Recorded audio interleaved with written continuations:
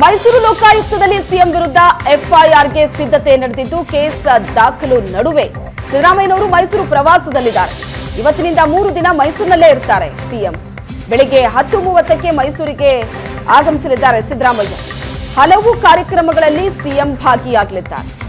10:45ಕ್ಕೆ ಪ್ರವಾಸೋದ್ಯಮ ಇಲಾಖೆಯ ಕಾರ್ಯಕ್ರಮದಲ್ಲಿ ಭಾಗಿಯಾಗ್ತಾರೆ. 11:30ಕ್ಕೆ ಜಿಲ್ಲಾ ಪ್ರಗತಿ ಪರಿಶೀಲನಾ ಸಭೆಯಲ್ಲಿ ಭಾಗಿಯಾಗ್ತಾರೆ. ಸಭೆ ನಂತರ ತಮ್ಮ ಬಳಗದ ಜೊತೆ ಮಾತುಕತೆಯನ್ನ ನಡೆಸಲಿದ್ದಾರೆ ಸಿಎಂ.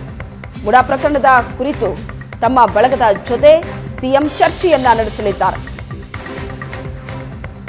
ಒಂದು ಕಡೆ ಇವತ್ತೇ ಸಿದ್ದರಾಮಯ್ಯನವರ ವಿರುದ್ಧ ಮೈಸೂರು ಲೋಕಾಯುಕ್ತದಲ್ಲಿ ಎಫ್ಐಆರ್ ದಾಖಲಾಗುತ್ತೆ. ಆದರೆ ಈ ನಡುವೆ ಸಿಎಂ ಸಿದ್ದರಾಮಯ್ಯನವರು ಮೈಸೂರು ಪ್ರವಾಸದಲ್ಲಿದ್ದಾರೆ.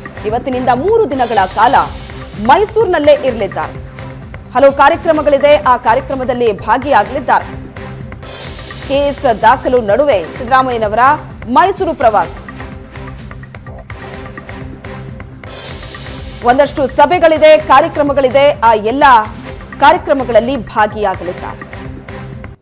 ಮೈಸೂರು ಲೋಕಾಯುಕ್ತದಲ್ಲಿ ಸಿಎಂ ವಿರುದ್ಧ ಎಫ್ಐಆರ್ ದಾಖಲಿಸೋದಕ್ಕೆ ಸಿದ್ಧತೆ ನಡೆದಿದೆ.